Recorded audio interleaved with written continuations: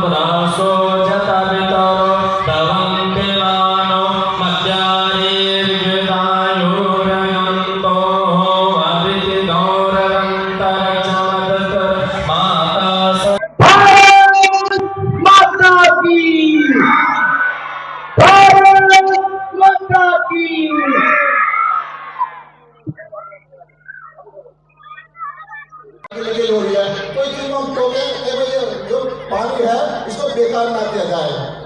इधर क्या है कि हमारा क्या है प्लास्टिक है, कोशिश करें कि हम अपने जीवन में प्लास्टिक का इस्तेमाल न करें। और ये क्या होता है, प्लास्टिक क्या होता है कि अगर हम 1 किलो प्लास्टिक जलाते हैं तो 25 केजी जो उसका एमिशन फैक्टर है 25 केजी कार्बन डाइऑक्साइड बनती है। इतना खतरनाक है। मान लो अगर महीने भर में हमने मान लो 10 किलो प्लास्टिक भी हमने वेस्ट में डाली तो उसका क्या होगा 250 केजी कार्बन डाइऑक्साइड बढ़ेगी। तो इतनी खतरनाक है प्लास्टिक। तो हम लोग कोशिश करें पूरा प्रण करें कि प्लास्टिक का इस्तेमाल नहीं करेंगे, क्योंकि वर्तमान पर्यावरण को सही करना हमारी जिम्मेदारी होती है। चौथा है हमारा स्वयं मतलब स्वदेशी के साथ साथ हमें अपना जो स्वयं है मतलब कई बार क्या होता है कि हम अपने कंप्यूटर में कोई मीटिंग करते हैं या चर्चा करते हैं, वो सारे लोग हिंदी वाले बैठे होते हैं, हम डिस्कस किसमें करते हैं, अंग्रेजी में डिस्कस करते हैं। तो हम लोग अपने हिंदी का प्रयोग कर सकते हैं क्या? हम लोग बैठ में करता हूँ कि जो वायु से तेज दौड़ता ऐसे चेतन की जय हो। राणा देना अमर लड़ा एक हल्दी घाटी की जय हो। और घास फूस की रोटी खाई, घास फूस की रोटी खाई, हिंदुओं में तो अभिमान को पहचानना कि घास फूस की रोटी खाई सब मुगलों से खूब लड़े। अरे स्वाभिमान के तेज पुत्र महाराणा जी की जय हो। स्वाभिमान के तेज पुत्र और महाराणा जी की जय हो।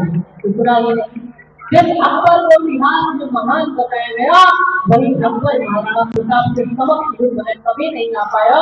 कि शत्रु के सिर रण चंडी को भेंट चढ़ाए राणा ने अपनी तलवारों की दुश्मन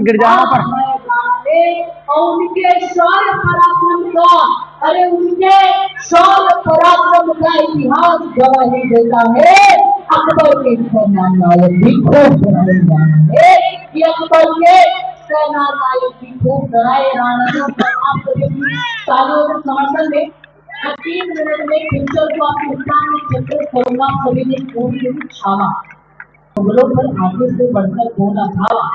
वीर शिवा के मुगलों पर आगे से बढ़कर बोला धावा। मुगलों को सिंहों से लड़कर हुआ बहुत ही पछतावा कि आखिर में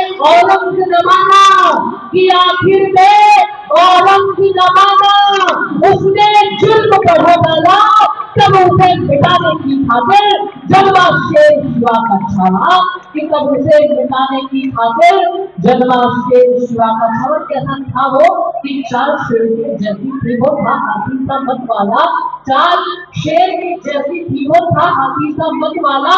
जो शत्रु के सिर को काटे ऐसा था हिम्मत वाला। और दुश्मन की तलवारें कि मुगलों की तलवारें जिसको हर की दिगा न पाई थी। वीर शिवा के बाद में था वो भारत माता रखवाला। वीर शिवा के बाद में था वो भारत माता रखवाला। और जैसे औरंगजेब वीर शिवाजी से डरता था वैसे ही छावा से भी डरता था कि उसकी युद्ध कुशलता से ही दुश्मन रहते बने करे।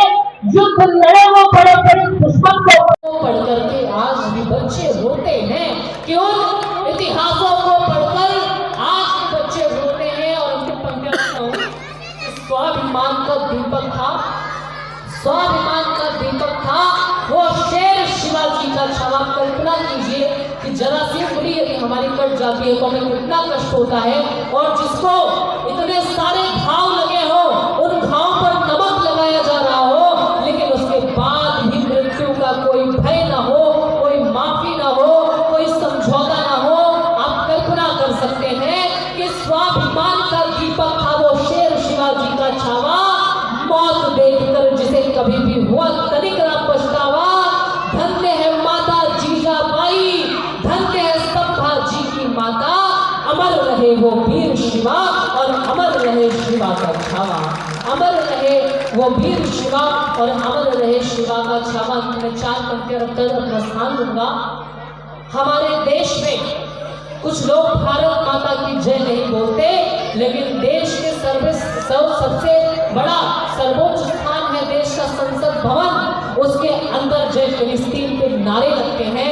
तब कहीं कहता हूँ कि कायर कुत्तों की औलादें शेर नहीं कहलाती हैं। कायर कुत्तों की औलादें शेर नहीं कहलाती हैं। खुद को बड़ा बनाने खातिर झूठा स्वांग रचाते हैं। और ये देश जानता है कि पूरा विश्व जानता है गद्दारी उनमें भरी हुई।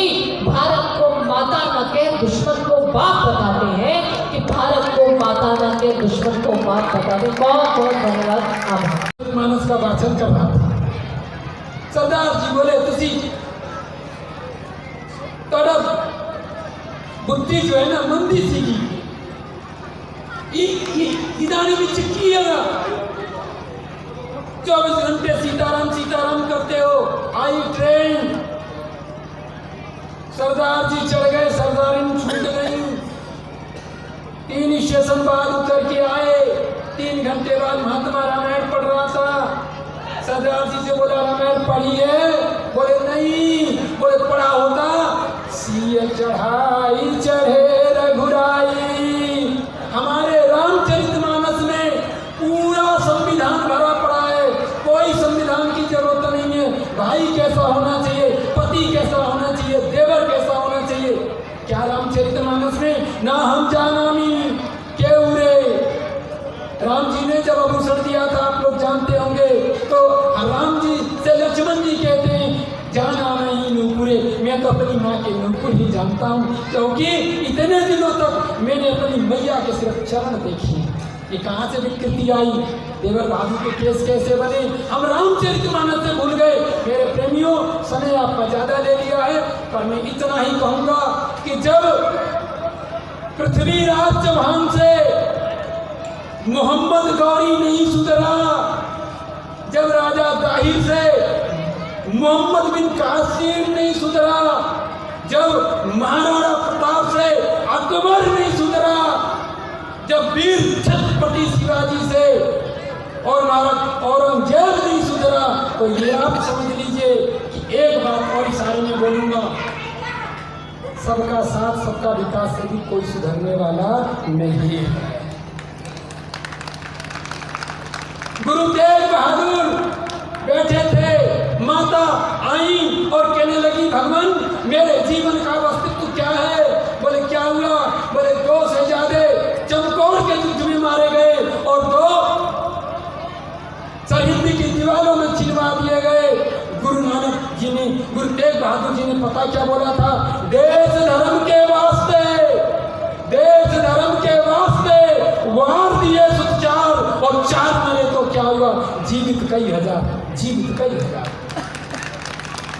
लेकिन उनको ये नहीं पता था कि राजनीति की रोटियां सेकने वाले कहां से कहां तक चले जाएंगे। मैं अपनी वाणी को विराम दूं उससे पहले एक बात का निवेदन, आप लोग माताएं अब अपने घरों में झांकें। आपके घरों में फूहड़ता, नगनता, अश्लीलता, क्रूरता सब पढ़ाया जा रहा है, सब सिखाया जा रहा है। कैसे एक बालक यूट्यूब देख करके और इतना परिवर्तन हो रहा है, वो माँ के दूध में ताकत कहाँ गई?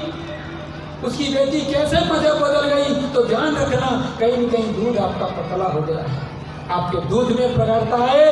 और मेरे साथ बोलिएगा भारत माता की।